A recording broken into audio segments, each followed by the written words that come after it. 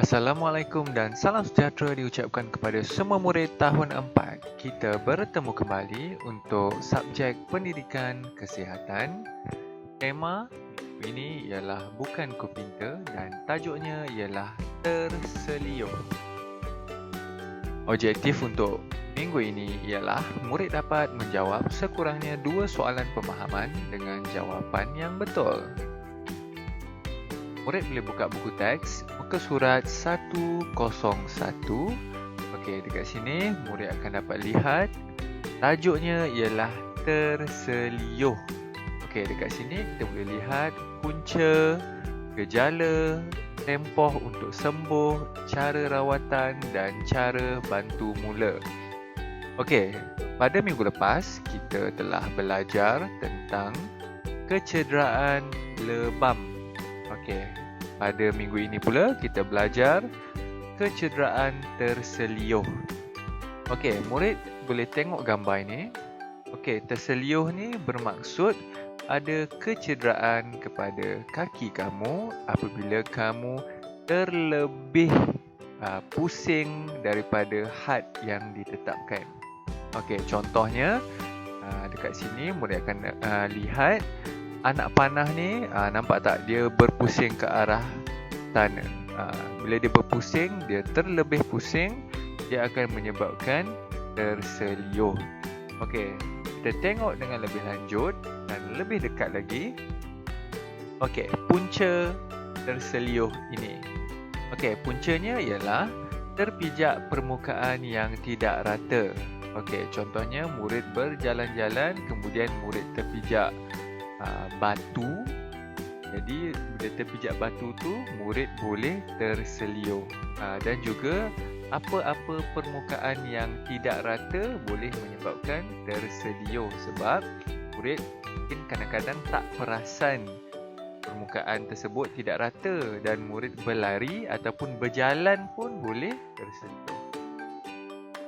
Okey, kemudian mendarat dengan teknik yang tidak betul, contohnya ketika melompat. Okey, anda kata kalau murid-murid semua melompat dalam keadaan yang tinggi. Bila melompat, apabila mendarat ke atas tanah ataupun ke atas lantai, murid pastikan tapak kaki tu flat. Tapak kaki tu maksudnya betul-betul menjejakkan kaki ke tanah. Anda kata kalau tapak kaki murid tu tersengit sedikit, mungkin boleh mengakibatkan terselioh sebab mendarat tidak betul. Jadi kena betul-betul rata tapak kaki tu barulah mendarat. Selalunya terselioh ni dia berlaku terhadap salah satulah kaki murid-murid. Dia jarang berlaku dua-dua sekali terselioh. Dia selalunya salah satu. Okey, kemudian tergelincir akibat lantai licin atau berpasir. Ini pun boleh menyebabkan berlakunya kecederaan terselioh. Jadi tengok betul-betul lantai. Kadang-kadang boleh terselioh apabila murid berada di dalam bilik air. Kadang-kadang ada sabun atau apa-apa yang tertumpah. Jadi murid terselioh apabila nak mengelakkan daripada terjatuh tu. Sebab bila lantai tu licin ataupun berpasir, murid tergelincir. Kemudian murid nak mendarat dengan betul, tapi kaki tu dia tak betul dan boleh terselioh. Okey, bila murid-murid semua terselioh, apakah gejala dia? Simptom dia. Okey, yang pertama, cedera pada sendi dan ligamen. Okey, sendi dan ligamen tu adalah bahagian dekat kaki kamu, menyambungkan antara satu otot dengan otot yang lain dan juga dia ada kaitan dengan tulang kamu. Okey, dia penyambung-penyambung dia tu, sendi ni ialah penyambung antara tulang dengan tulang, otot dan sebagainya. Jadi benda tu yang cedera sebab kamu terlebih terpusing kaki kamu tu. Okey, nombor 2, dia akan jadi bengkak dan lebam. Tapi selalunya kalau yang lebam ni dah kategori yang teruk . dia kebiasaannya dia bengkak. Lepas tu, nombor 3, sukar untuk bergerak. Nombor 4, kawasan tercedera berasa panas. Jadi bila terseliuh ni, murid susah nak jejakkan kaki ke lantai tu. Bila jejak je sakit sebab dia bengkak. Jadi murid sukar untuk bergerak. Jadi berapa lama tempoh untuk sembuh? 2 hingga 3 minggu. Dia tak sama macam lebam. Lebam 3-4 hari ataupun seminggu dah sembuh. Tapi kalau terseliuh ni dia makan masa. Mungkin dalam masa seminggu murid akan rasa kurang sakit, dah boleh berjalan sikit apa semua, tapi tak betul-betul sembuh. Sebab kita nak bersukan, nak jogging apa semua kan. Jadi yang betul-betul sembuhnya 2 hingga 3 minggu.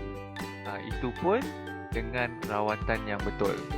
Okey, cara rawatannya ialah tuam ais sejuk ataupun ais selama lebih kurang 10 minit setiap 2 jam selama 2 hari.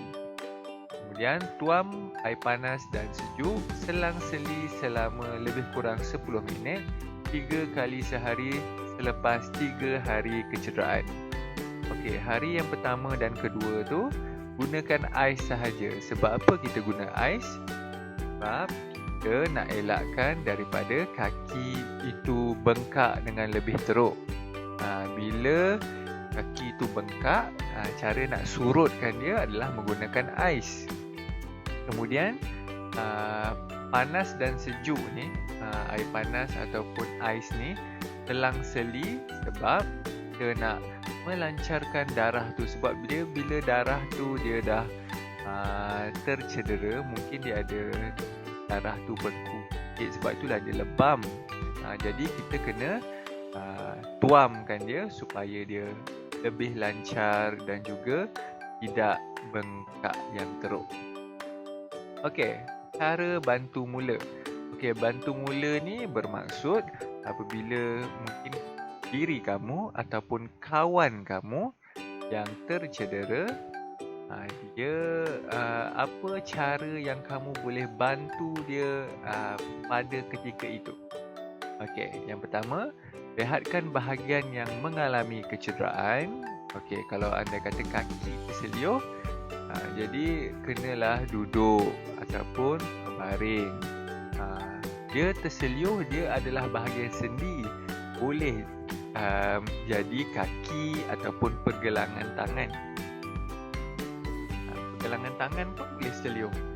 Anda kata kamu main badminton ke, main tenis ke, mungkin terlebih pusing, pergelangan kamu tu pun boleh terseliuh. Okey, kemudian nombor 3, balut.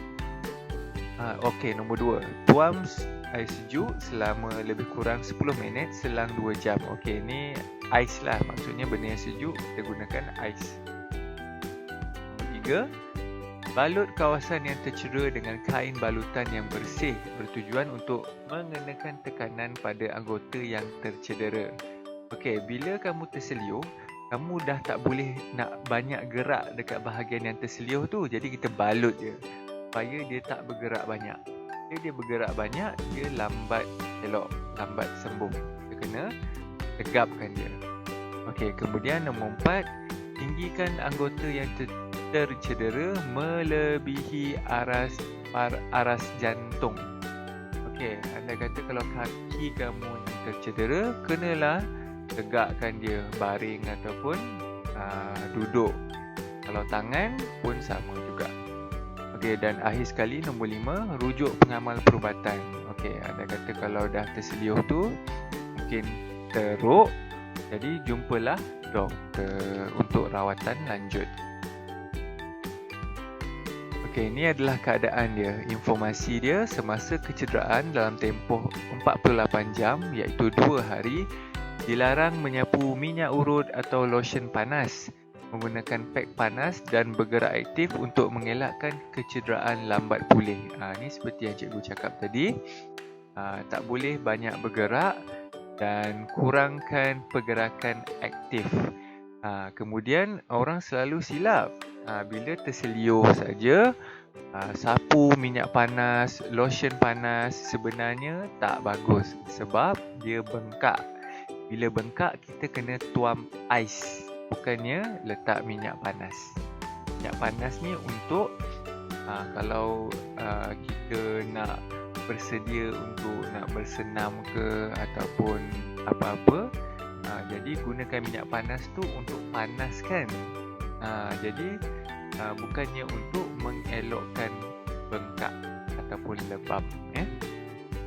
Okey, jadi tugasan untuk minggu ni ialah nombor 1, nyatakan tempoh untuk kecederaan terselioh sembuh. Nombor 2, nyatakan 2 punca kecederaan terselioh. Dan nombor 3, 2 gejala kecederaan terselioh. Jadi itu saja tugasan untuk minggu ini. Selamat menjawab. Bye-bye.